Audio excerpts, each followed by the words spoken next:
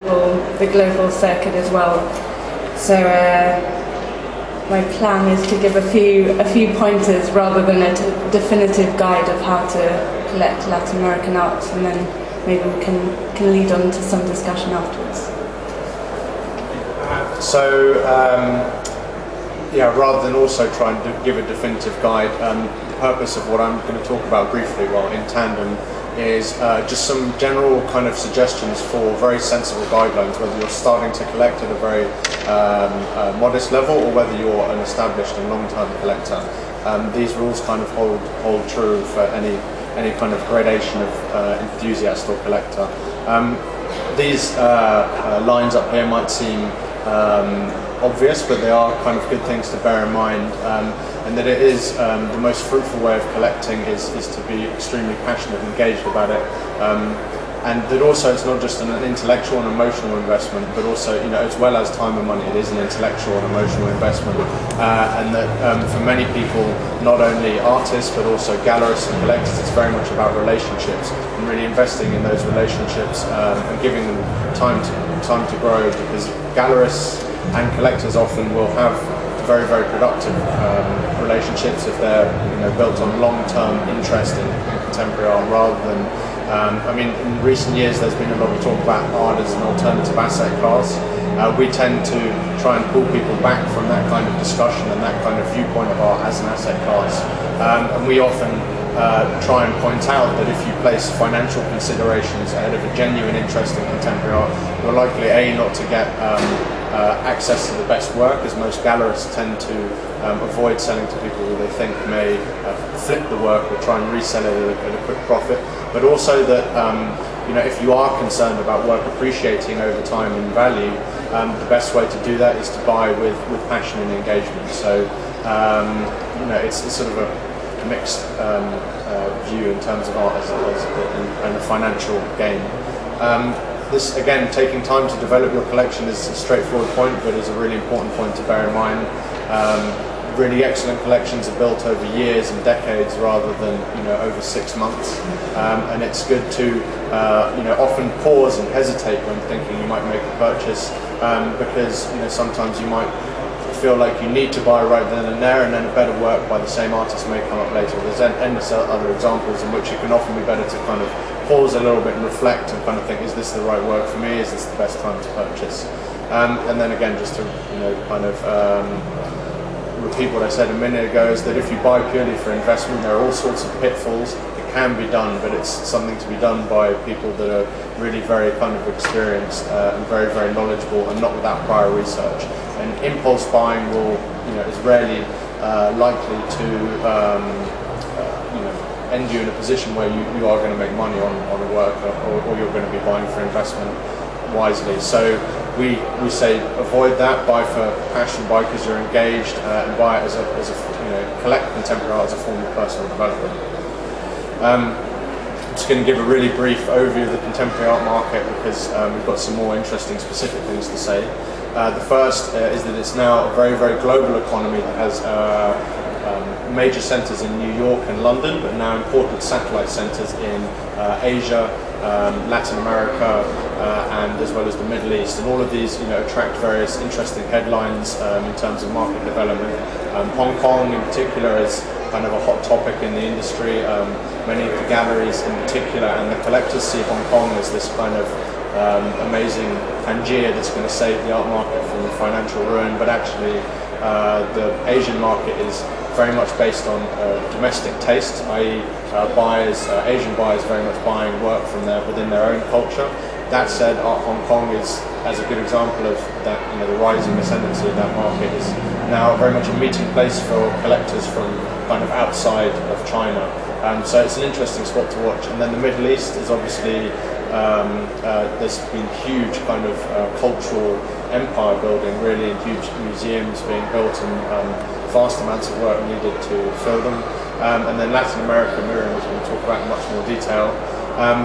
The contemporary art market is just a basic premise, is a place where contemporary art is given a tangible financial value, and that again sounds straightforward, but it's important, a good way of thinking about the ways in which something that is quite ephemeral, for example, might retain the value. So for example, performance or any experiential work or moving image work, the art market is somewhere where these often, quite ephemeral pieces of work that might just be reduced to a contract or a set of actions or something like that are given an actual financial value. It's, when it's a physical object, it's easier to give it a financial value, but it's a very interesting concept when something like a performance enters the art market.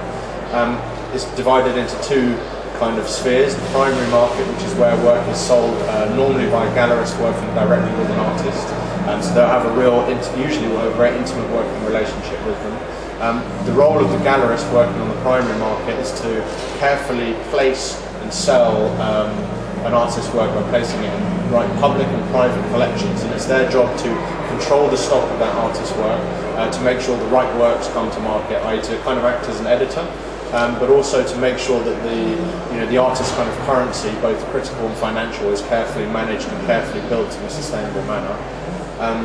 On the secondary market, this is where work is sold for the second or subsequent times, and this is often at auction, but also by dealers selling work. The two have become slightly blurred in that many galleries working directly with artists now also sell works on the secondary market, but also you have work in the auction houses have started to sell work by much younger artists. This isn't to say that they're working in the primary market, but they've now started to shift their focus to younger artists, which is quite interesting. The most influential agents within the contemporary art market, whether they're artists, gallerists or collectors, now are expected to be increasingly international. And so they might be, a gallery for example, might be expected to have a base in London, but be active at art fairs across many different continents, to be travelling to all of the global circuit of biennials and other art world events. An artist as well may be born in one place, live in another, have galleries on different continents and be constantly exhibiting across different continents.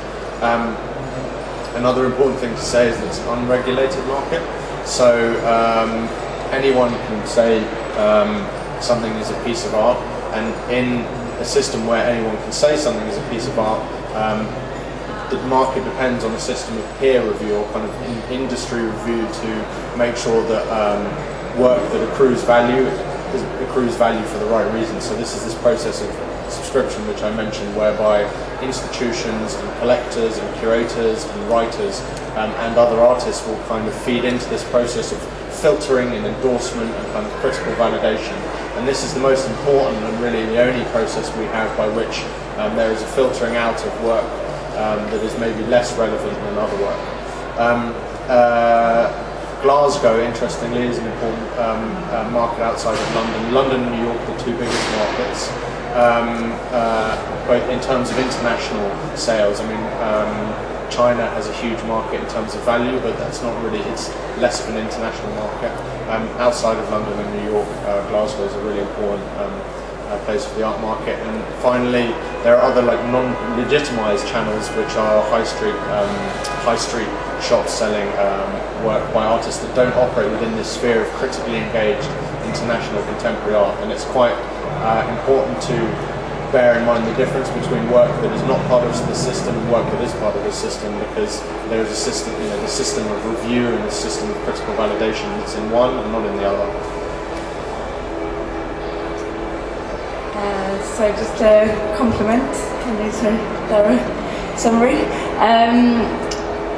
I suppose while we'll go into each of the different parts of the market in terms of galleries, artists, and break it down that way, so I'm not going to say too much here. I'm just going to say, again, thinking of the market in Latin America and the different countries and different established markets, I suppose on the international scale we often hear more about markets in Mexico, Brazil. There are also growing markets in different countries in Latin America where there are more galleries from Peru, Chile. We've got a few Chilean galleries here as well. So the general theory, I suppose, of the market in collecting is the same in Latin America, but obviously thinking of the specific cultural context and the different market systems which exist there. I put this particular image up as well because obviously we hear a lot about the biennales in Latin America, such as La Habana in Sao Paulo, and these are having more and more influence in terms of the global circuit and the profile really that Latin American artists are having internationally, and from collectors from outside Latin America going to Latin America as well. So maybe we'll continue and speak more about it. So artists, just to give a very brief few points, generally tend to be trained with a fine art degree, BA and maybe MA, but not necessarily always are. Again, as I mentioned a second ago, they're expected to be incredibly international now and operate all over the globe and be participating in all sorts of public, private exhibitions. And I think, what would you like to pick